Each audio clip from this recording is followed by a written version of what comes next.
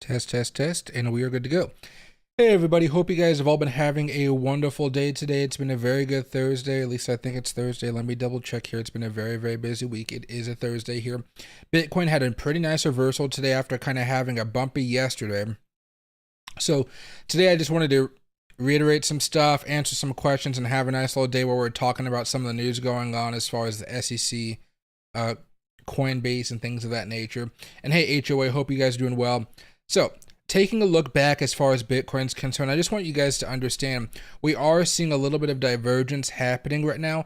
I wouldn't say it's something I'm totally concerned about, just because on top of everything, we are dealing with some of these levels of resistance that we've talked about in the past, namely this level of resistance as far as the support levels we saw back during the bull market, and how now that's a big level of resistance. We've managed to get back into the zone after a few weeks of kind of testing out, popped in, got rejected off of some SEC news, some drama. We all know about the drama by now. And now we've had another big rally off of all these spot ETFs coming rushing into the market. So we're back into this Goldilocks zone here. If you guys saw my video earlier today, I think I was able to post it. I don't know if I was able to post it actually. I'm not really doing too much besides a few day trades here and there. I did a few day trades today, I think, as far as Fairdesk was concerned, but that's about it for the copy traders out there. But really, all I see at this point in time is Bitcoin at a massive level of resistance. I normally am not going to be the guy that buys something when it's at a major level of resistance. Normally, like I told you guys before, I would start accumulating back over here. I told you guys I was buying stuff over here. You had to wait a little bit of time before it bounced back up, but that's what you get from buying when nobody else wants to buy, right? You're taking on a lot of extra risk. However, sometimes the risk pays off. That's why you do the technical analysis and all the boring stuff that I do, right? Now, what I am doing right now is I told you guys over the past few videos that I'm scaling out of some of my altcoins. I didn't really scale out anything today because even though Bitcoin, if we go over here to the daily chart, kind of had a small little bump, you know, you go check out some of these altcoins now. Ethereum, not much. ADA, not much happened. Just a little bit of a rebound here. I didn't really do much. I did tell you guys a couple days ago, even yesterday, if you zoom out as far as altcoins are concerned, you guys can see there's a lot of support levels being triggered. Whether you're talking about Ape token, a lot of stuff out there, we're hitting those support levels here. Even Matic, we're hitting these support levels for altcoins. Not Bitcoin, because Bitcoin's hitting the resistance because Bitcoin has been doing fantastic. So what I'm waiting for before I start going more bullish and getting more hyper and more excited about what's going on with Bitcoin, I'm actually waiting for us to break above this level really around, what exactly, it's like 32,300 or so. When that happens, I do think we're going to have a pretty nice cool down, and that cool down is going to be where I primarily want to buy up a lot of assets. If you guys don't have many altcoins or you guys are looking for some altcoins to trade, I would start doing some smaller dollar cost averaging on a buy daily process. That's kind of what I'd be looking at personally. And then from there, you're going to wait to see if somehow this week or maybe even next week, we have that really big boom that takes Bitcoin above $31,000 up to $32,000, $33,000, where we're hoping for another parabolic move like we've been seeing every few months as far as I'm concerned. Now, that's still a risk though, and I want you guys to understand that because Bitcoin still hasn't broken out. So if you guys are buying any type of token, now this could be Bitcoin, Ethereum, Dogecoin, 88, whatever it is, Matic, you are still buying when Bitcoin itself is at this big level of resistance. So make sure if you guys are doing any trading right now, you guys have an appropriate stop loss out there, just because I think we're all excited that Bitcoin had a very good last week after having a pretty dismal like 2-month period of time with the SEC going after everybody. We are still at a major level of resistance. I don't want people to go too gung-ho here without some protection. Go gung-ho if you guys want to. I am never opposed to that because, you know, you guys know what's best for you and your financial stability. But just make sure you guys have some safety levels here to make sure if Bitcoin does get rejected again, like we did over here off of the SEC news, that, hey, we're going to, you have something to stop yourself from losing a bunch of money because Well, Bitcoin's been doing great, and we've been talking about this, I would say, for the past few weeks now. And again, I hate to say the same thing over. Altcoins have not been doing as great. You see ADA over here, Dogecoin, Ape, AVEX. A lot of this stuff has been going down and down. Bitcoin Cash still going higher. I think I'm going to wait for this to hit 312 or kind of around that 200 daily moving average, and I'm going to short the crap out of that one. But you even see stuff like Matic coming down quite a bit. It was at $1.53. Now it's at 62 cents. Whoa, that is losing a lot of value there, right? That's like 40% down in the past few months. BNB down quite a bit at that support level here. Chili's breaking to new lows for the year. You know, when you guys are watching some of these altcoins, just be prepared for that. If you guys are long-term buyers, these are great prices for long-term. However, some of you guys, obviously not looking for long-term prospects. You guys have your own plans for that, but just be aware of that, okay? I would expect altcoins to have a turnaround, I would say sometime in July. Another reason why I still haven't sold all of my altcoins out there yet. But I'm hoping that altcoins can find a way to make a larger move upwards, even if Bitcoin per se is not actually going sky high, but maybe Bitcoin just going more stagnant, and we spend the next couple weeks trying to break out above this big level of resistance. Let's say we don't break out this week or next week. I'm still going to be looking to buy different types of altcoins here, hoping that we could have a pretty solid reversal. Now, some of the moving averages I'm looking for a lot of these different tokens, you can see Ethereum over here. We're above all the moving averages on the weekly chart, not really worrying about that. ADA, you can see we have levels of resistance closer to up here on 35 cents. Dogecoin, a little bit closer up here. Ape, closer up there. AVEX, everything's kind of above as far as the weekly moving averages right now. But if you guys go over here to the daily ones, you can see we have had this nice little rally. We're in a consolidation pattern. Hopefully the consolidation we're seeing on the daily charts for a lot of these different tokens and assets, this is that time to buy, which is why I'm hoping we have that next big move. Or I'm hoping at least some of the dominance of Bitcoin will kind of come back down just a tad here, because we're hitting support levels. We'll have to see. I mean, it's never fun to be at a support level for 1, 2, 3, 4, 5, 6, 7 days. It's never fun. But now that we're consolidating a little bit, maybe we can see some of those tokens actually have the reversals. Whether you're talking about Ape, Matic, whatever, barely holding on to support, running into that resistance level here. Let's see if this consolidation can happen, can make us a little bit of money, so to speak, okay? So, Bitcoin's doing okay. The overall market, as far as the NASDAQ, still consolidating, still not doing anything crazy. We opened up a little bit, we came down a little bit. A pretty flat day as far as the NASDAQ. If I go over here to the 5-minute chart, let's go to auto. You can see a whole bunch of flat, all right? From this morning, we had a double top, came back down, retested it, then we just kind of kept on going sideways here. There's a big level of resistance there, and we're just not having the luck right now. But again, if we zoom out, as far as we're concerned, we've had a great rally over the past few months. It's okay if we cool down for just a few weeks here. Dow Jones still consolidating, but not looking to break down just yet. That's really good news for everybody out there that likes the Dow. And over here, we got the SPY, not at the resistance level yet, but getting closer. And this one is again consolidating. I think the SPY has a little bit more of an upside than the NASDAQ at this point, just because the NASDAQ is definitely in a small bubble due to all this AI stuff that we've been talking about. But okay, one other thing here, dollar index breaking above the 20-week moving average here. Nice little move we've been seeing, also breaking above the 50 and the 20 here. Hopefully that means we have a golden cross here pretty soon. Some of you guys may want this to continue going down. Some of you guys may want this to go up based on your preferences and your trading strategies. If you guys want the stock market to maybe keep on going higher here, you definitely want to see this value continue to move down over the next few months. Right now we've been in a consolidation pattern, looks like since the beginning of the year. So that stability is going to break out here, have a breakout or a breakdown here eventually sometime this summer, which is going to lead to some really fun stuff. Okay, now one last thing here before I start answering some questions. There we go. CoinDesk, I thought this was interesting. The U.S. crypto exchange Coinbase claimed that digital assets listed on its platform fall outside the U.S. Securities and Exchange Commission's purview of its first legal response to the regulator's lawsuit. The SEC, let me see. Let's see. What is it at?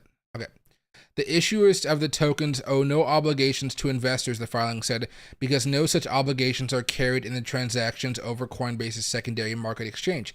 And because the value of that Coinbase purchasers receive through these transactions is here's, and the things bought and traded rather than businesses that generated them, then transactions are not securities transactions. So they're trying to find a little bit of a loophole here.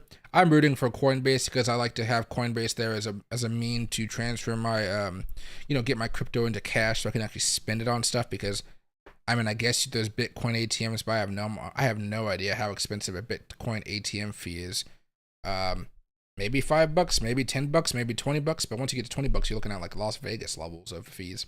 So I'm going to keep track of this. I'm excited to see what happens here. And if you guys have any questions on what's going on with the SEC, let me know. I was going to look for some crypto news on Twitter, but really everything today has been, it's all been about, not Roe versus Wade, but what's it called? Affirmative action. Yeah, affirmative action. That seems to be all the news today. Really crazy Supreme Court stuff, all types of talking points on the news, I guess. I was trying to look up news earlier on Twitter, and that's all I saw was affirmative action, blah, blah, blah, blah. But yeah, it should be fun. Hey, Bill Showtime. Hey, Larry. Hey, Mando. Hope you guys are all doing well. Hey, Bideford again. Hope you had a good day at work today. And hey, Monica, is this the beginning of a bull market in your view? Do you still think Bitcoin will go to... I'm going to stay in the minority here and still say I expect the economy to go into a recession. At this point, I still have a lot of money on the sidelines, okay? What I'm doing is just waiting to see what happens next. I still think the economy is going to go down, but there are tons of economists that are way smarter than I right now coming out and saying, hey, we're at the beginning of a new bull market. This is the time to buy. This is the time to go do all the fun stuff you want to do with your money so you can kind of capture all this stuff. Something just doesn't feel right about the real economy versus the stock market. It feels really disjointed right now, and it's kind of just freaking me out from an investment style or investment sake. So I still think we're going into recession. I still think Bitcoin's going to come back down quite a bit, and I'm preparing for that with my own funds. Now, on the flip side here is, I guess because you've been here you've been watching me stream for a while now. My big point is I'm still doing dollar cost averaging and things of that nature to kind of hedge my bet. So if we don't go into a recession and somehow the economy ends up perfectly fine, Jerome Powell was a secret genius, and I was like, whoa, he's a genius. Then I have exposure to the market, and I can quickly go, buying a whole bunch of altcoins and a whole bunch of different things to try to play catch up with the market. I can do that. I can do that. But right now, I just a little bit of dollar cost averaging as a hedge, and those dollar cost averages have been working out okay when it comes to Bitcoin and Ethereum. But to be frank, if we start looking back, let's just say, let's just take a look from back last year, from dollar cost averaging a whole bunch of assets, okay? So what I'll do very fast is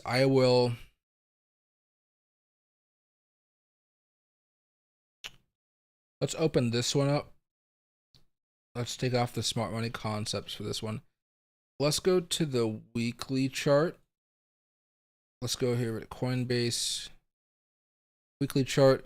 Let's go to last year, and we're in June, so let's just kind of start off at July. So July right here, July 4th. That's kind of the first week of July, right? All right. Now what I'm going to do is shorten this up right here. I'm going to add a moving average.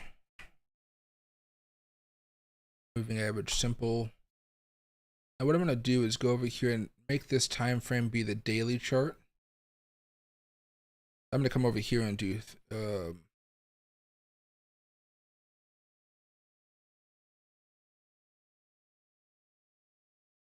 wonder what happens if I do 365. The yearly average. No, it's not too big a thing right here because it doesn't start over there. Never mind. All right, let me get rid of that for now. But basically, you see how Bitcoin, if you dollar cost average throughout this time, you're actually doing fairly well. Not fairly well, but fairly well. Okay, so your averages, depending on when you guys bought, you guys know we tend to buy a lot more when the market's crashing, but if you guys just do a little bit of dollar cost averaging, you're kind of averaging, let's even raise it a little bit higher than it might otherwise be. Let's say your average is kind of around 23,000, although maybe for some of you guys it's kind of around 19,000 if you guys bought during FTX and kind of over here. Maybe it's around 17,000, maybe it's 19,000. But let's just say you didn't really even get anywhere close to the bottom. Let's just say it's around $23,000. So, you know, the average over a year, if we just kind of go over here to 23,000, you're looking at a return of about 32%. And this is a really crazy hypothetical, okay? So about 32%. If we do that same thing with Ethereum, and let's say we kind of got some time in the middle zone over here. This seems like a respectable place. You're up kind of around 25%. Not bad. You go over here to ADA. July of 2022. Uh-oh. What's happening here? Now we're down 40% for the year. Dogecoin. Dogecoin's kind of its weird own thing. I'll grant you that. But Dogecoin, it's actually, I guess if you dollar cost average through all that, you're actually down, right? So you're actually down for Dogecoin. Ape token, I'm not going to draw that line there every time. But September, August, July over here, you're down if you're dollar cost averaging. So as long as I'm kind of seeing this, I'm kind of more excited to dollar cost average into altcoins. I'm happy to do so, but this market just doesn't feel like we're gearing up for all-time high Bitcoin and whatnot. What I'm trying to do right now is just hedge my bets, wait and wait and wait, because even though I'm dollar cost averaging into a lot of these altcoins here, and I'm happy to do so, you know, again, if Bitcoin just goes back from 30,500 and we make our way back down here to 25,000, right? Not even back down here to 19,000 or 19,500 or all the way back over here to 15,600. Let's just say we come back over here to 24,500, 25,000 even, okay? That's about a $5,500 loss, or for Bitcoin, that would be about a 20% drop. Okay, we've had 26% drops over time, right? This is a 20% drop, right? Now, what does Dogecoin do if Bitcoin drops 20% from here? What does ApeCoin do? What does AVAX do? AXS? You know, Bitcoin Cash is kind of its own little special thing right now. It's running up against this old level of resistance here. I'm hoping it goes a little bit higher. But Matic, what do all these tokens do if Bitcoin falls down 20%? Are they going to hold these support levels and just be strong players? You know, I don't believe so. So what I'm trying to do at this point is kind of watch a lot of these factors and just see how things can go in the future. But right now, I'm still in the camp that, hey, I think things are going to get worse before they get really, really good. And it's mostly just that disconnect from the economy. I don't know if you watch the news too often. I was watching it on YouTube, I believe, through CNBC. President Biden did a speech on, in his words, Bidenomics. Where he pointed to the stock market kind of having some crazy rallies, which it has had a great rally due to AI, inflation, companies posting some really crazy profits, not crazy profits, but, you know, they're forecasting great profits. They're really not having great profits right now. Let's see.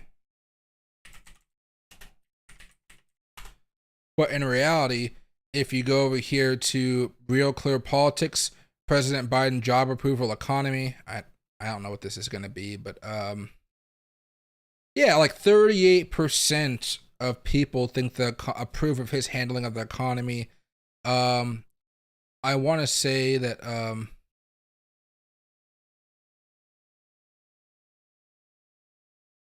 poll of how people view economy.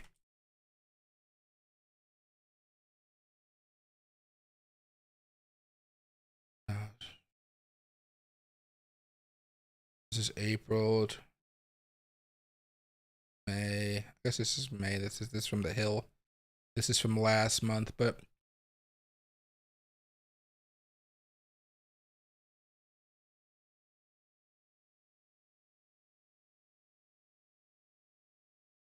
let's see. At 33% Biden's approval. I'm not going to get too deep into the weeds here, but basically, people aren't feeling like the economy is really hot. It almost feels like we're towards the end of this weird cycle where when people don't have money, like if I don't, like let's say I ran out of money, I would just stop spending. When people are running out of money right now, they're not really running out of money. They're just putting more money on their credit cards and they're going further and further into debt. It's crazy to think about that's how people are doing it, but the data is there, and I just don't see people like imagine millions upon millions of Americans, tens of millions of Americans getting a record-setting debt. They're putting themselves in record amounts of debt. Okay, maybe they can pay it off, maybe they can't. Now, imagine what happens when all these Americans, like a subsection of them, maybe millennials or maybe the younger generations, imagine when they have to start paying their student loans off again. Are they going to be able to do those same amount of payments and things like that to pay off their credit card? Or are they going to start getting hit by their high interest rates because the interest rates have been going up higher and higher for credit cards and loans in general, right? And then you got to think about on top of that, what happens next? This is kind of a weird one to explain, and it's kind of escaping my mind as I talk about it. But what happens as these people potentially, if we do hit a recession, what happens if they lose a job? Okay. If they lose their job, how do they pay back those credit cards? If they aren't able to pay off those credit cards, they go into something called default, as I'm sure many people have probably talked about in the past. The default, you've heard about it before. When an American or somebody in our system goes into default, their credit score gets hammered hard. When their credit score gets hammered hard, it makes it much harder for them to get access to credit during the next cycle. When the next cycle comes around, they can actually they might be able to get a credit card if they have a job and they're fine, you know, but that credit card isn't going to have the same type of like $10,000 credit line. It may only give you $1,000 or $2,000 because now they have to be worried about you not actually paying back your debts. So there's this whole weird cycle that's going on in my mind, and I think it's because I have the good old ADHD, so I'm always thinking about this type of stuff, and it's like a hypothetical versus a hypothetical versus a hypothetical. The market itself is in a great spot for Bitcoin and Ethereum. Mostly everything else is not doing so hot, and I know my hands are barely in the screen right now. The stock market, there's a few big things like the big tech giants that are doing great. The average stock isn't really doing fantastic. You know, you look at something like I don't know what you guys would want to talk about, a Tesla. Tesla's doing great after the bottoming off we saw way over here in January. But, you know, let me go over here to the weekly chart. Oh, this isn't the, there you go. You got Nvidia reaching new highs. You got Meta coming up a lot, Avgo coming up a lot, that's Broadcom. Netflix doing great because they're starting to crack down on multiple users on the same account. The oil stocks we've been talking about holding steady. CVS, look at this, coming down dramatically. CVX's oil still doing fine after the breakdown, still holding it pretty nice. But then you start coming over here to things like, oh, where is that? Do I have it on this chart? No, I don't. Okay. You start going over here to stuff like Target. Target's come down quite a bit. Walmart doing okay because they have this new online section, you know, like Walmart Plus or whatever it is. They're doing fine. Who's the one that's doing bad? Because there's a lot of outliers is my point. So you got Walmart good, Target bad. What's the other one out there? And I always forget what I think it's the Albertsons brand. Because I think Gap is fine, right? Gap is fine, but Kohl's is not, or something like that. Maybe it's the other way around.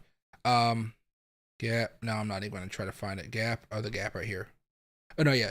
Gap is coming down fairly hard, right? And then Kohl's. I'm not going to know how to spell Kohl's. Kellogg Company. We can go with Kellogg. Kellogg's actually fine. Not great, but fine. But yeah, we're seeing the majority of the moves come from these tech stocks, and can you blame them with AI kind of making everybody all giddy out there? You know, everybody's saying AI in their earnings reports. But yeah, I'm still pessimistic on the overall economy.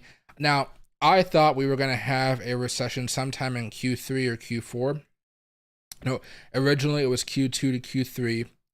we haven't had the negative GDP growth just yet. It'll probably hit us next quarter. So that means if we are going to enter a recession, it would happen in quarter 4, but we wouldn't know about it until quarter 1 of next year. So this is like a slow rolling thing that's not happened yet. We see signs of it. We see good signs and bad signs. To me, the bad signs just outweigh the good signs. And I think the bad signs are more of what I see, or what, how would I say this? They're more about the real economy, like Main Street versus Wall Street. But Wall Street's exploding. Main Street is struggling like crazy right now. I was talking to a friend that deals with psychiatry and, you know, talking with people, brain stuff, whatever. And she was telling me how in her profession there's been a lot of people that haven't been able to afford the normal fees that people usually pay for, like a, I don't know what you want to call it. I'm not a doctor, I don't know these terms, but you know, when you first get checked out and stuff like that. So it's a weird time. If you have a job, you have insurance, you're good. If you don't, if you have a job, but inflation's been kicking your butt, you maybe don't have the excess cash, and maybe it's not worth putting on that credit card that everybody seems to be doing, or maybe you are putting on the credit card. Kind of depends. But yeah, I'm still kind of pessimistic as far as this market's concerned. Although I do like the way Bitcoin's been going, but I'm hedging. I'm not all in on this bull market. I'm hedging. I think 90% of crypto talkers like myself are kind of in the bull market cap or place right now. They're all kind of in that bull market zone. I'm gonna be that dissenter for a while longer. I don't really know what's gonna have to I don't know how I'm gonna justify to myself that we're in a bull market here. I guess for me, I would have to see a real turnaround of the economy. I don't see that turnaround personally. I do see a beautiful turnaround in the market though, and that market is what I'm trading. But yeah, I don't feel like this is really the big move that I'm expecting.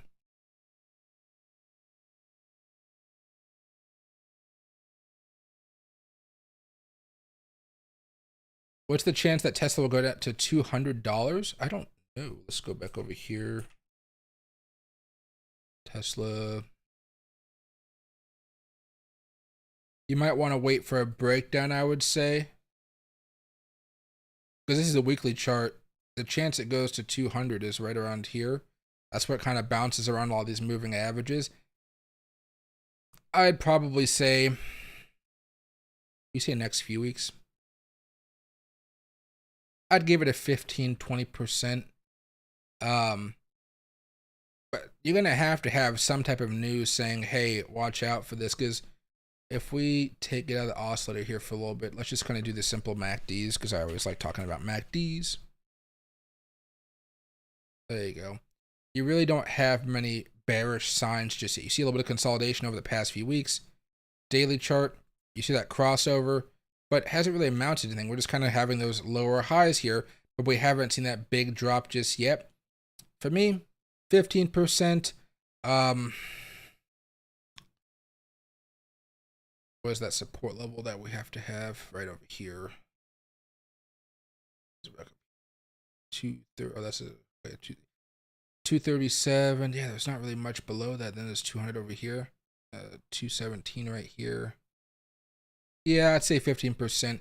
If you extend it out to like 2 months, I'd probably move it up to like 80%, because we are going to have a pretty sizable cooldown. But short term, I'd probably say 15%.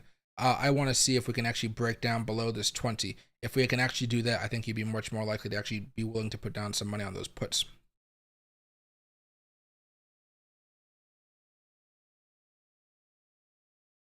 Let's go back over here. And let's put back up the oscillator actually. Invite only. Oh, which one was it? Oscillator. And I don't like this one. I want the.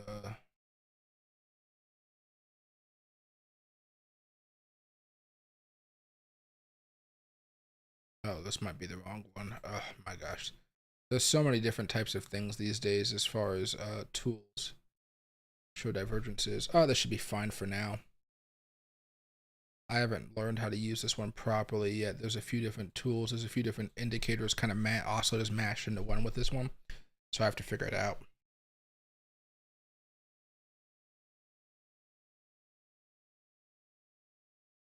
And hey, Bideford, we are expecting a major increase in foreclosures over the year. Yeah, I don't keep track of some of the housing stuff that we've been talking about. I wish I was more knowledgeable about the housing market. I know you are much more knowledgeable than I. But like, let's zoom out for Bitcoin very fast. Let's just go to the 4-hour chart.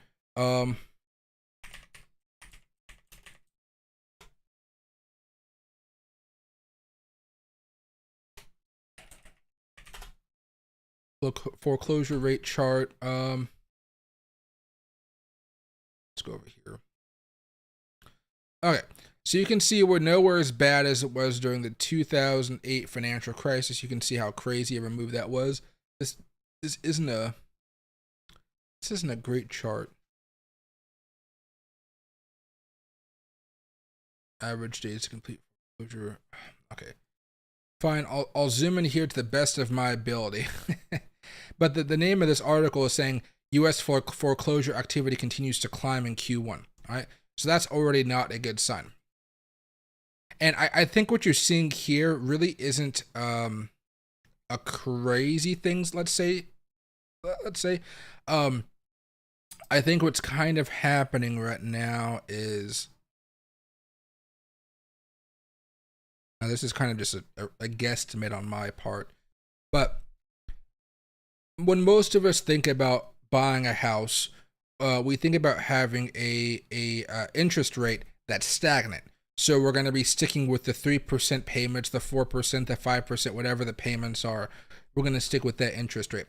There's another type of interest rate out there called a variable interest rate, where if the interest rates start to rise, the amount of money you'll have to pay every month for the loan that you took on your house, that also goes up.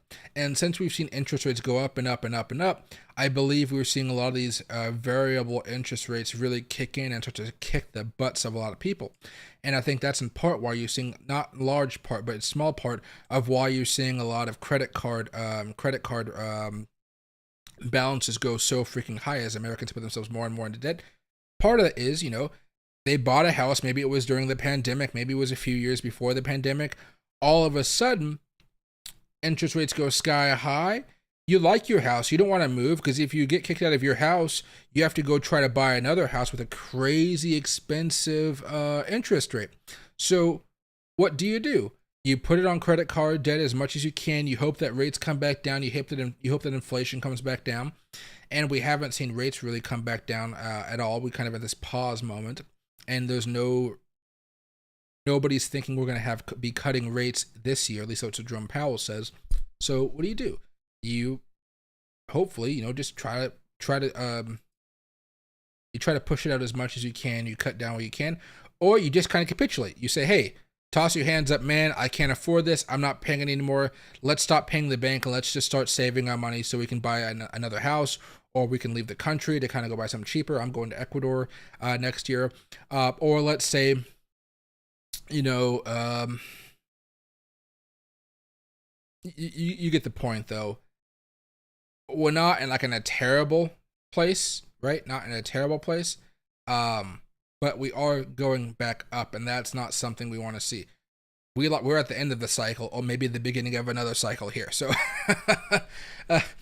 not the best thing to be looking at, but it does show how there's some downsides approaching, I guess you could say.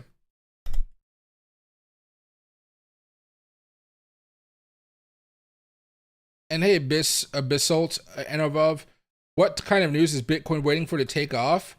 I'm not going to write the answer in the chat. But basically, there's a few things it's hoping for. Number one, it's hoping for the economy, like the fundamentals of the economy, to really look really strong and good. People not going into credit card debt, foreclosures not going up, things of that nature. Rate cuts to be coming in. That's what it would really take to go to all-time highs, in my opinion.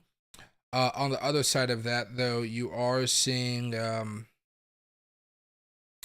Bitcoin get some juice out of all these hedge funds getting going right into the market and saying, hey, we want a spot ETF. No, we want a spot ETF. We all want spot ETFs. And so they're all looking for ways to monetize some of this, because there are still a lot of people out there, maybe elderly, maybe people that just aren't tech savvy in general. They're looking to get diversified into Bitcoin, but they will never own Bitcoin. All they want to do is own the ETF. Meanwhile, people like you and me and everybody else watching the stream and like crypto people in general will own some Bitcoin, will own a fraction of Bitcoin or a whole Bitcoin, maybe multiple Bitcoins. But if you think about it, hedge funds and exchanges are going to own the majority of it, and so it's their incentive to really get this thing pushing up. But this big move that we've been seeing, I've been hearing on the news that the majority of it isn't actually from whales, it's from retail, which is very, very interesting, because retail has been kind of slow, you can say, over the past year or so. So it's nice to see retail kind of coming alive at this point. When do I think Dogecoin sees 0.07 again? If Bitcoin breaks out here, it could happen over the next 2 weeks or so. It's not like it's so far away. Or if, again, Elon Musk comes out and sends a tweet, boom, it happens then and there. Organically, if Bitcoin's able to break out, just a couple weeks. If Bitcoin gets rejected, maybe a month and a half or so.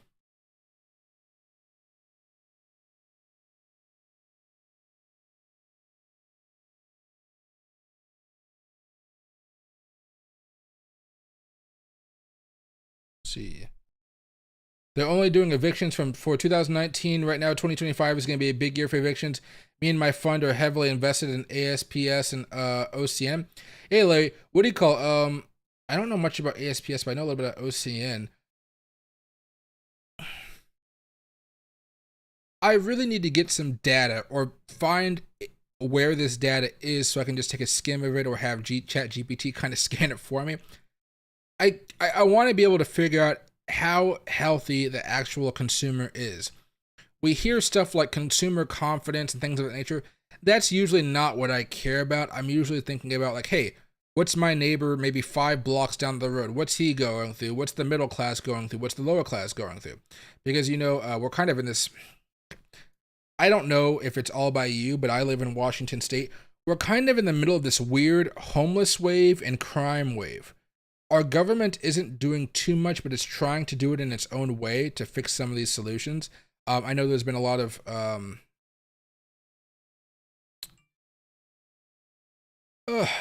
disagreement on how to resolve these issues, I would say. But if we do go into a recession, you would have to assume homelessness is going to spike again, drawing more resources from cities that are already, under resourced, so to speak, because they keep on trying to raise taxes, but all that money just kind of flies out the door as fast as they raise taxes. It's going to lead to a weird crisis that I don't think we're really prepared for. And it's been so weird that you could say that homelessness really spiked in this weird era of prosperity, where we had the beginning of the Joe Biden economy, the Trump economy, and the Biden economy. Kind of Obama bad in the beginning, kind of okay towards the end, I think, as most people would say. Trump okay at the beginning. He turned it into a really big steam engine, I guess you could say, by cutting taxes, which had its good side and its bad side. Then you had the bad side, where you had COVID come in, which I guess is nobody's real fault, maybe the Chinese lab and stuff, if you guys believe that theory. But then all of a sudden we have Joe Biden, who he's spending a lot of money without raising money, I guess, back in taxes. And the economy is trying to figure out how to respond to that, or the big businesses are kind of figuring out how to respond to this. I don't know how local governments survive another recession. The federal government, sure, but we might have more inflation if the government has to print its way out of it, if that makes sense. And if we have to print our way out of this next recession, how much inflation does that add? Do we need more AI? Do we need more robots to take some of these jobs? Who knows? I'm waiting for an AI to go pick berries and stuff like like that. The jobs that nobody really wants to do. But again, we'll have to wait and see how this all pans out. But yeah, I'm not too optimistic. But again, I'm kind of in the minority right now as far as YouTubers. You know, YouTubers were kind of a weird brand of people, or weird type of people, because we go out there and we share our opinions to be kind of criticized or agreed with, so to speak. But it's much easier for getting views and attention if you say we're starting a new bull market. I hurt my channel by saying, hey, I think this is still kind of this weird thing where we're not in a bull market just yet, and I expect a recession to come hit us. Now, I'm okay with that because I don't really need YouTube to live. I kind of use this as kind of a release. I like helping people out. I like talking with you guys. This kind of fills up, like, I don't know what you would call an emptiness in me where I feel really bored that I can't really contribute much. I used to go to churches and do a lot of, like a church I went to El Salvador, and I did a not community service, but when you go to another country and you just do some good work, you're right, you dig ditches, you do a whole bunch of shitty work, but you feel good about it because it just feels good. Charity work, I guess you could say. You give money to charities and stuff like that. After COVID, I stopped really doing that because COVID kind of just forced me to hermit myself and just kind of stay inside, not talk to many people. I have one friend in the state of Washington who I talk to on a regular basis. And by regular basis, I mean maybe once a week. I got one friend in Philadelphia who I talk with quite a bit. But again, he's in Philadelphia. I mostly talk with my mother and my sister. And my mother kind of lives here on and off whenever she feels weak and whatnot. So I don't really care about the views as much. As you guys can see, we have 32 amazing people watching. But, you go see some of my friends, they have a lot more viewers, and they're saying we're at bull market. They know how to get people excited. Right now, I'm excited for the future, but I'm excited for right now because Bitcoin's been going up. But am I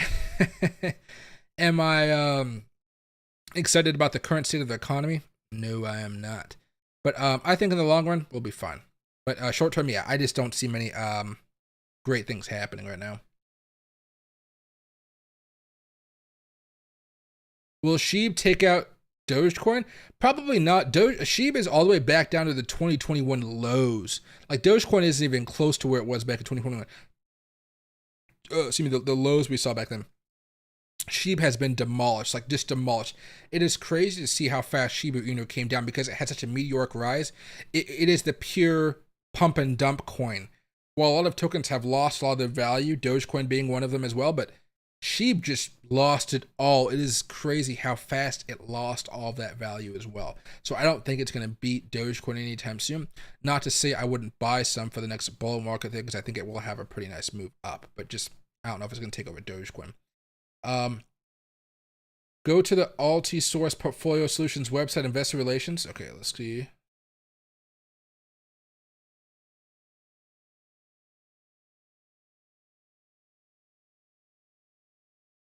There we go here. And so you said last presentation. Should be a chart at the bottom. On the presentation, they saw the eviction chart.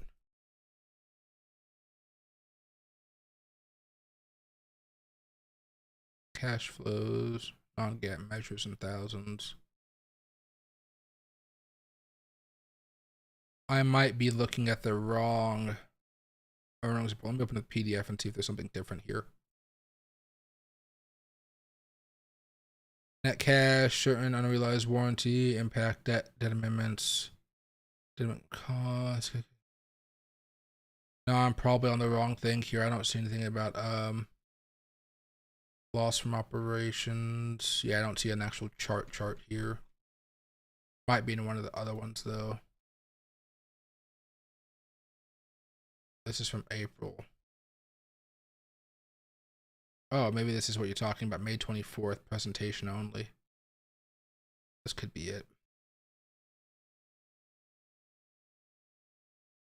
Non-GAAP measure.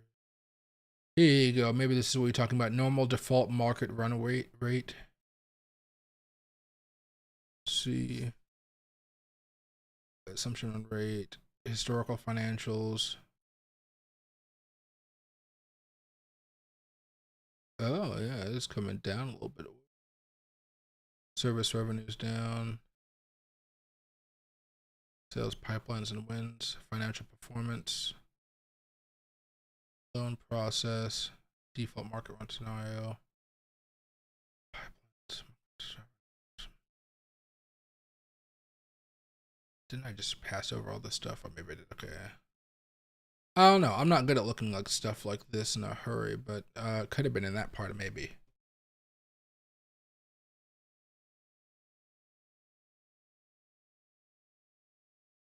Homelessness is out of control in Arizona. Almost every freeway exit has panhandling going on. Oh, whoa. And hey, Delilah, happy to see you. Over here, when it comes to homelessness, each city has kind of done their own little thing. Tacoma tried to spend a lot of money on it, and we're kind of still spending a lot. But at a certain point, it was kind of horrible to have homeless people literally camping in front of people's houses. Like, people have kids; they gotta walk to school. It's really crazy how the city let it happen in the first place.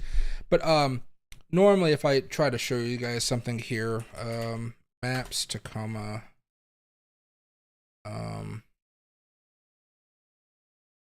Can I show you this? I don't know how to do this. Okay.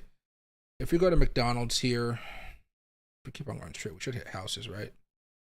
Is this the road? I think it is. Okay, this may be the road. Okay. All right. So if we go over here, yeah, behind us should be McDonald's downtown. Okay. These are like the expensive new apartments in Tacoma. They're like $2,000, $3,000, which is crazy. But even here, they got fences and stuff, right? And it's weird to see how this is. Oh, these are the Napoleon apartments right here. These are the Napoleon ones. But okay, keep going straight. Keep going straight. Where is that section of town? I may not be on the right avenue here. Or this is an old photo. Yeah, this could be an old photo. I think this is an old. These are old photos. Okay, but basically you can see all this kind of grass area right here. What they've done in Tacoma, and you can see a foreclosed house in a prime spot of town. I know it doesn't look like much, but it's a nice part of town. Kind of a nice part of town. What people did is they put boulders all across the area here. So maybe I wish I could show you guys what it looks like because it looks pretty crazy. Maybe this avenue is one that we'll look at here. Yeah, here you go. See all those boulders? Those aren't for looking pretty. And you can see all these houses going foreclosed. If I zoom out for just a second, okay, that's right here. This is the downtown of Tacoma. It's not a major city or like a crazy big city, but it's like right there. And so when you see the stuff like this happening, it really does boggle the mind of like, whoa, whoa, whoa, whoa, something really weird is happening here, right? Let's go back over here. Maybe I don't know if I got the, oh, I went to the wrong street again. But basically, you guys saw those boulders. That's what's basically happening right now. I think it was Yakima Avenue. Yeah, look at that. But you can see all these houses are being foreclosed upon. It's not a good time. But, I mean, you can see how, and again, it's trash and stuff. There's people that live right there with a nice little American flag.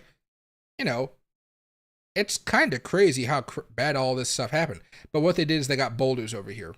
This rocks, they, you know, they haven't done it over here yet, or maybe they have. I don't know. These are old photos because the other street has them too. But basically, now there's boulders that go the whole way down. Because people got tired, you can see the trash and stuff over here. I don't know. That's just might just be somebody's dirty house. I don't know. There you go. Yeah, there used to be people that camped right here in front of the houses. Imagine living right here than having somebody camp right there. It's probably not the best experience for you or your family if you're living with the family, right? So, yeah, it's kind of wonky.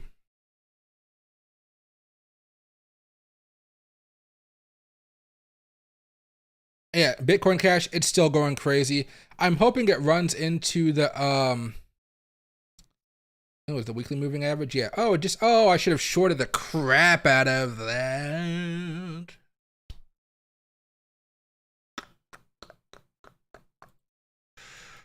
Oh, I'll do a small trade on this just for shits and giggles because I didn't really have a good trade for this one. Let me just do all I really care about here. Oh, do we even have Bitcoin Cash here? BCH. Yeah, okay. I'm gonna do margin cost. All I want to do is a $5 trade out of 20x leverage. I just want to do short, so it'll be $5. It's not the end of the world. My stop loss here. Oh, is the order not triggering? I don't want to have to wait for the sucker. I just want to say, hey, let's trade it right there. Let's go short. Okay, there it goes. Final. What I'll do is,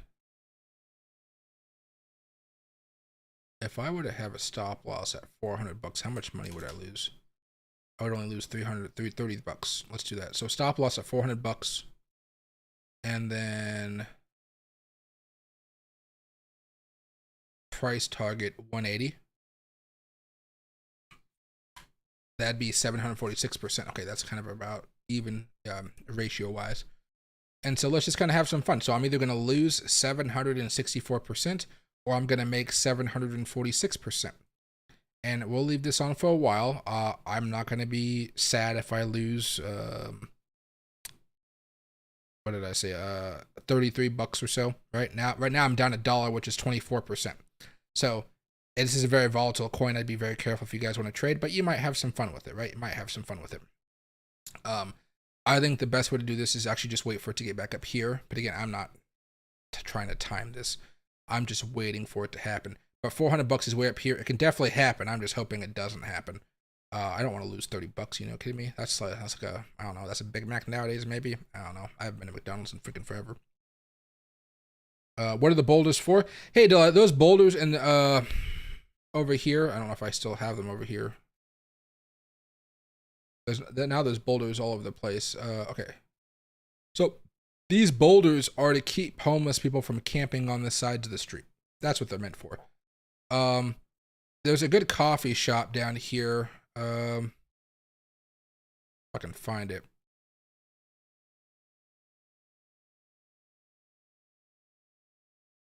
Oh, I haven't been driving down these roads in a hot minute. Okay, let's go over here. Nativity House, Tacoma Food Quality, Alma Mater. Okay, Alma Mater, there's a coffee store somewhere around here. Marriott, downtown, the Koi.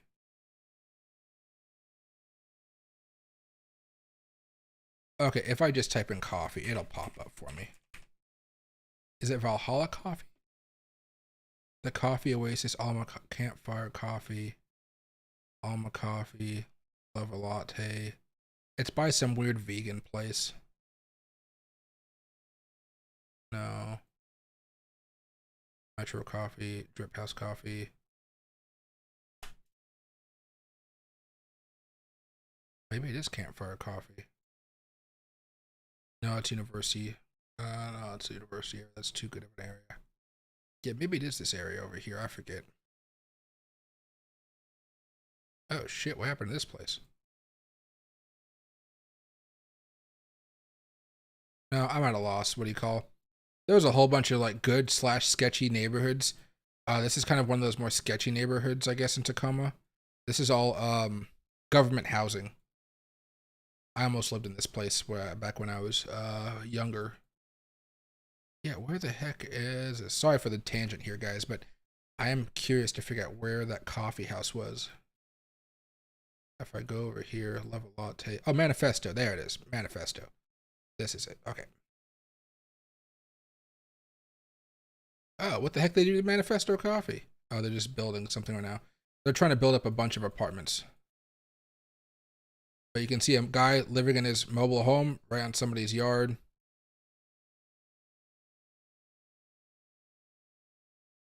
Oh, this is kind of nice. Design the hill.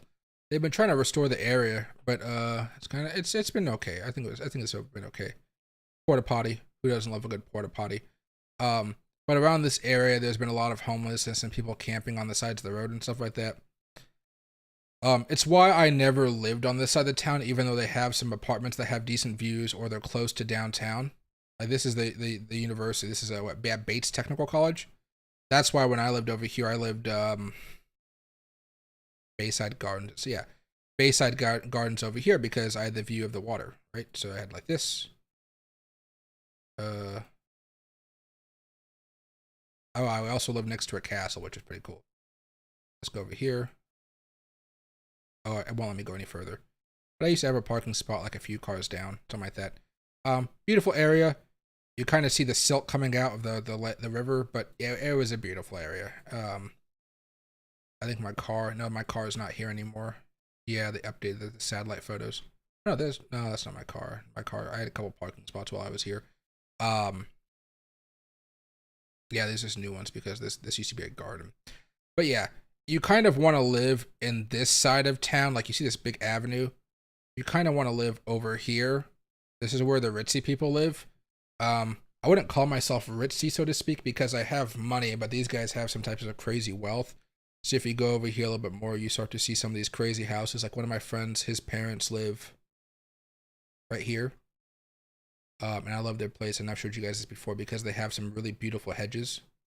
So to walk into their house, you got to walk through that. Oh, there it is.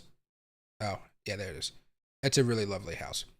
But you see, these are like really nice houses. They actually have basements and stuff like that. But then you got the nice view to the water. You can walk the neighborhood, not feeling, not too crazy. Small roads, but again, these are old houses that have been here for ages and ages and ages. These are the nice neighborhoods where the cops patrol. Everything's nice. You go a couple blocks more down over here. You got the rich boarding school, Annie Wright schools. Remember, I went to the boys' version of this school here. But they got the tennis courts. Oh, this is the Tacoma Lawn and Tennis Club, right? So you got the clubs and stuff like that. A whole bunch of cool stuff. Cities are kind of, every city's broken up into like a good side and a bad side. That good side of Tacoma is kind of all this side. Bad side is kind of all over here. Hilltop is where this is the old ghetto. I guess you could still consider it the ghetto. But not terrible. Not like it was in the 90s. But definitely more of the bad side of town where people get their cars broken into and stuff like that. I do like the look of fog, though. I love fog. But yeah, it is what it is. What are we looking at right here? What was I just looking at? Okay, there we go. Bitcoin Cash is still going up a little bit. I hate to say it, but boulders were a good choice. There's got to be a better to help those people get off the streets. Well, remember, when it comes to the homelessness out here in Washington State, at least, because that's all I know about our local issues. I'm not some expert in California homelessness or Portland homelessness or New York homelessness or wherever homelessness is. We have this weird way of, we have services available if people want to use them, but people don't want to use them. So what do? If somebody's addicted to drugs and you say, hey, I can help you get off of drugs, but they're like, I don't want to get off of drugs. What do? So that's the big conundrum here, because we put money towards all these resources and things of that nature. But if they don't want it, you can't force them. You just have to try to move them and make them go somewhere else. A lot of places down here, they try to move the homelessness problem up to Seattle, but Seattle's overfilled. So I guess the last thing here,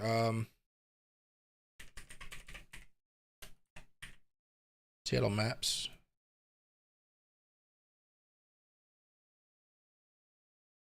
If you go over here, now I haven't driven into Seattle in a hot minute. Normally I take the train myself or I take a bus. Once we start going into the downtown area. Okay, where's the West Seattle Bridge? Okay, there we go. Okay.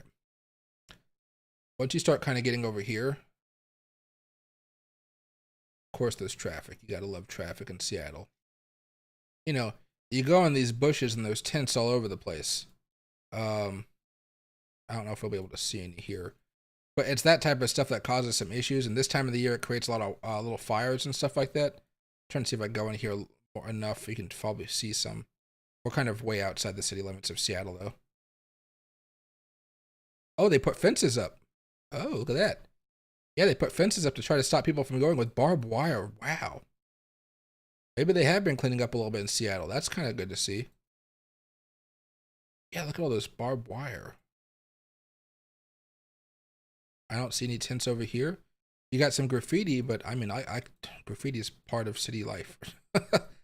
We're going over to the Rainier plants right now. There's the Rainier plant. What the heck happened? Yeah, but basically, all I see is traffic right now. Anything over here? No, you don't see much. It's actually a lot cleaner. So even Seattle's trying to do some stuff.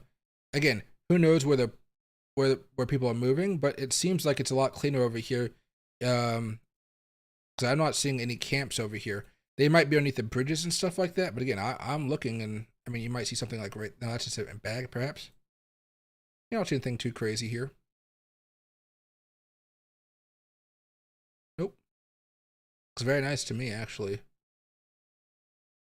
Got a little bit of trash over here. You got a chair from when people were sitting, but it kind of looks like more like the remnants that homeless people were there. There you go. There you got a hut. But it used to be a lot more. But you can see how one area can make a lot of trash, and I think that's the problem people have. Nobody wants to drive into Seattle and see, you know, whatever this graffiti stuff is. What the heck?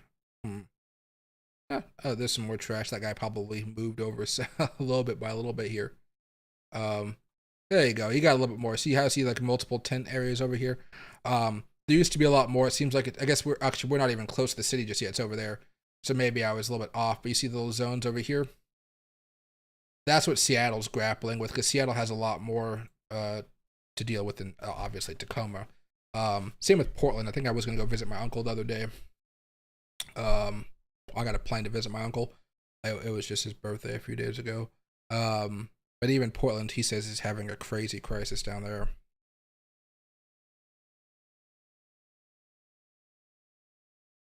Let's see. And hey, Adam, not all homeless people are drug addicts. Oh yeah. For those people, normally the services I think are fair. I don't think people want to be overtaxed to deal with it, but they want some type of pipeline there, I guess, for people that are dedicated to getting out of homelessness. But when you think about it, it's really expensive to own a house these days or just live anywhere. You know, if you want to live somewhere like, let's not go to Seattle because Seattle is just freaking expensive. You know, you come over here or,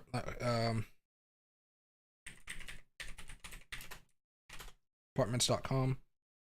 Okay, there we go. Move my microphone up while it's over here. Tacoma. Okay. So just anywhere over here. All I want to do is go from rents low to high. There you go. The cheapest place in this whole town is $950. If you don't have a job, you know, it can be very hard to find an apartment. And I say this like minimum wage in Washington State is about $15 an hour right now, I think. Maybe $12. I think $12 an hour for certain spots. If you go 12 times 160, which is the hours people work in a month on average, you get that 12 times 160. That's about $19.20. You're going to be taking taxes and stuff out of that. So maybe at the end of the day, maybe it's $1,800 and let's say $1,700. Well, if you're at $1,700, where we at? You know, you technically aren't making enough money for the apartment complex to actually give you an apartment. Because when I got into my place at Bayside Gardens, they wanted me to be making 3 to 4 times my payment, right? My payment, they wanted that to be on the Jesus, I'm starting. My apartment was $1,500 a month, a little over that. They wanted me to pay 4 times, 3 times that to live there. Okay, that's very hard to do for people that are coming out of homelessness and stuff like that. So what they have to do normally is go through some type of a cheaper housing provided by the state. And then through there, they can try to get a better job, then eventually move out. But again, the problem, as somebody who lived in poor neighborhoods over time, and my mom was broke her back, she had Social Security, and like she was getting paid by her old job and stuff, like getting assistance from the government. Something that I noticed basically is that as soon as you start making more money, the government starts paying you less. So you're kind of trapped in this poverty loop. And so you can't get out into the real world because, for instance, if let's say my mom has, this could be anybody, let's say my mom has an EBT card for food and she has money that she gets from the government, okay? if they raise the amount of food benefits that she gets because inflation, okay, they raise the amount of food benefits, they take that exact same amount of money out of the cash benefits that she gets. So even if inflation goes up, she's not actually getting any more money because the government has to balance it out. And I think that's where you get into that cycle of poverty, and then people eventually give up and they end up back being homeless. And it depends on where you're at, because not every place is a city, but if you kind of if you zoom out here, and let's not even go to Tacoma, let's just kind of go out to rural Washington state, which means you're gonna have to drive far to get your gas and stuff like this. But let's just say, hey, we want to rent over here in East Olympia, right? These are only houses out here to rent, apparently. Apparently, $600 a month right here, $500 a month. Let's go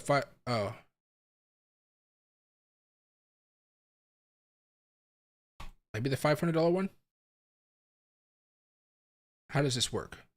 Yeah, $500 a month, 1 studio, 1 bath, 144 square feet, 6-month lease, $500 deposit. It takes a while to save up for this, right? And you're getting 144 square feet. I'm not really sure how big that is, but I assume that's very small. Like, I'm pretty sure I've had closets that are larger than that.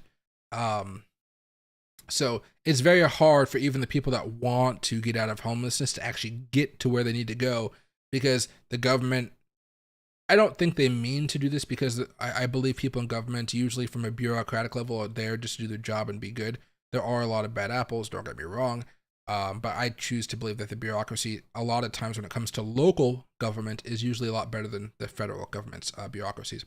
But again, $500, you have to be making $1,500 a month. You can do that. This is basically what you could afford on a minimum wage if you're alone. You find a girlfriend, then you guys can have some more money. But it almost forces you to find somebody else to kind of split your income or split your expenses with. It's a very weird system that we have, and I wish it was better. But at least over here, it's not bueno at all. I was trying to say, like, maybe, yeah, I don't know. Maybe if you made $15, let me actually, here you go. Indeed, Tacoma. Okay, here we go. Jobs, employment. Okay. Let's out of here. Job. Let's just say Tacoma. Let's say we have no skills, so it's going to be an entry-level position. A nurse is not an entry position. Resident care manager, pain management, host front desk, $22 to $28 now. That's not bad. So this is El Gouch. Oh, this means you're getting tips, though. That means you're getting tips. Bigfoot Java. This means you're getting. Oh, but this is only part time. Yeah. Resident nurse.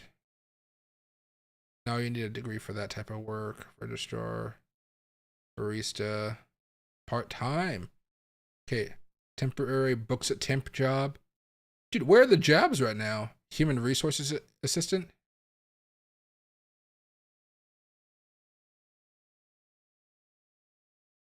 Maybe this one? It's what the heck is, okay, let me go to full time. What is with these part-time jobs? Okay,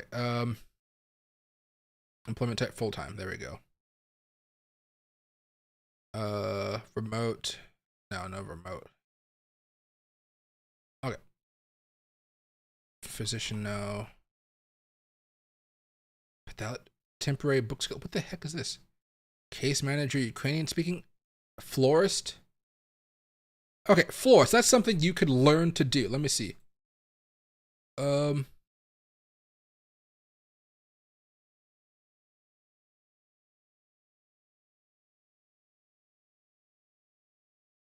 You have to have knowledge of plants, cut flowers, and arrangements.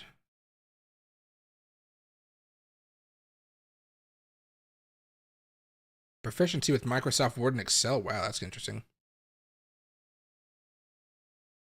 Okay, I think this is something that could be decent, or a receptionist. Let's go to receptionist, because that's much easier than somebody knowing what to do with flowers. I don't know anything about flowers. I got pollen. I die if I get pollen in my eyes.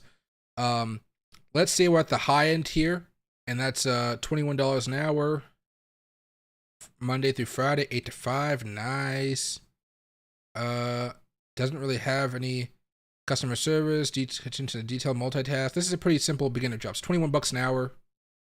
And then you got over here 21 times 160. So that gives you about 3,300 bucks.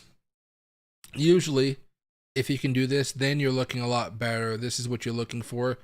But honestly, if you go look at that job, I'm not entirely sure it's going to be very easy to get that job, as weird as it sounds. I had a friend, I've had a few friends actually across the country try to find a work over the past year. And apparently it's much harder to find a job, even though there's apparently a bunch of openings. I don't know exactly and understand why that is.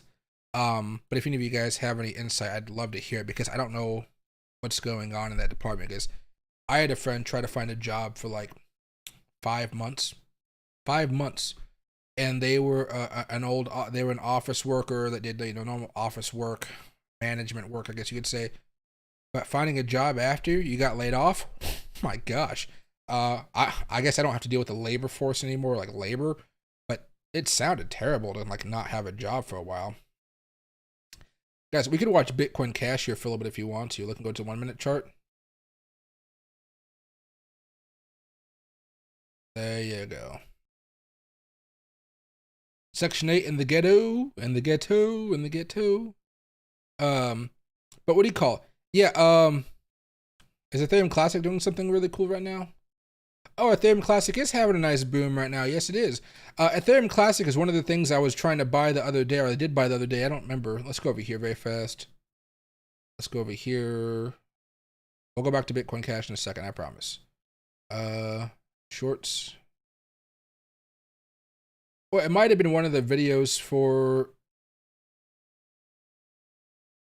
Oh, I did not publish the other video here. Snap. I gotta publish it later after I'm done with the stream. Might have been this one 5 days ago or a few. I told you guys I was looking to buy Ethereum Classic because I was hoping it would have a pretty nice move. Part of the reason is, again, it's on Robinhood. But yeah, Bitcoin Cash is definitely having a really good move right now, and Ethereum Classic is also having a good move. What was one of the reasons though? Was this next to a moving average? Yeah, moving average plays. Ooh, Ethereum Classic could have a really big rally here. Yeah, there it is. Ethereum Classic wants to move up to 23 bucks or so. That'd be interesting. All right, Bitcoin Cash, 1 minute chart. Let's see how this pans out. Losing a little bit of ground here, but that's fine. And hey, Haram, happy to see you back, man. Section 8 in Renton. Oh, yeah, what do you call it? I haven't been up to Renton, I don't think, in a hot minute. I usually drive through Renton on my way to Bellevue, I think. I'm a big fan of Bellevue. I think I like Bellevue a lot more than Seattle. But I don't have any friends that live in Bellevue anymore. They all moved to, I think it was Ohio or Illinois. No, I think they moved to Chicago. They're hating it there, though, because there's no water in Chicago. Not like the Puget Sound, I should say. But yeah, it's, there's a lot of places in Washington State. It's always interesting. How crazy it all is. Yeah, I was holding out for it to at least 22. 22 Go seems like a really good level right now. You're seeing a lot of movement with a few different tokens out there. Let's go over here to coinmarketcap.com. Let's go for the last 24 hours. Oh, you got Carnation, whatever the heck this is, and Centurion, up like 300% each. That's wild. Let me exit out of a whole bunch of stuff here. There we go. We don't need to be on all that. Compound is up 35%, another Robinhood token. Bitcoin Cash, another Robinhood token. Bitcoin SV up 16%. I don't know if that's a Robinhood token or if it got taken off. Solana up 15%. eCash up 13%. Pepe up 13%. Synthex up 12%. So this is the last 24 hours. You're seeing a lot of big moves here. What I can do very fast is let's just add on an hour here. Let's drag this over here. In the last hour, Bitcoin Cash is up 12%, Litecoin is up 6%, Bitcoin SV is up 6%, Compound is up 5%. So you're seeing a lot of big moves happening at this point in time. Kind of interesting as well because we've been talking over the last, as soon as I started off the stream, if you guys want to be buying stuff, altcoins are probably going to be better because altcoins are at support while Bitcoin's at resistance. But let me see, last hour, Phantom's up a little bit. What's not doing so hot here? Leo's coming down. Leo's been coming down for a while, though. Solana is not doing anything crazy. So I might look at Solana though. Solana has been hit pretty hard because, again, the SEC stuff going on. On this chart right here, it's up 2.25%. This is the 1 minute chart. It's been coming down a little bit. It had a little bit of a boom originally. 4 hour. Yeah, this already had its big move a few days ago, breaking out. Held on to support. Try to make that next leg up. Let's get rid of all these old moving averages and stuff. Yeah, we're just fighting with the 50-day moving average. You know, honestly, you might see Solana go above 20 bucks here today if we're able to get a nice little pop from Bitcoin. If we see Bitcoin not break out and go to 32,000 with that, but if Bitcoin just goes to 31,000, an extra 400 bucks, you could see Solana have actually a pretty good move up to $20. I'd actually be banking on that one right now. You see some other moves like Litecoin up quite a bit, Ethereum Classic up, EOS up a little bit here as well. I think Ethereum Classic and some of these other places are probably going to be good. Now, Ethereum Classic is running up into some levels of resistance. We'd love to see it break out maybe tomorrow or so, above the 200. But I think we're seeing some really good moves here, guys. Look for stuff that hasn't broken out yet. Like, I'd be looking to trade Matic right now. In fact, here, let me do something with you guys very fast. Fairdesk.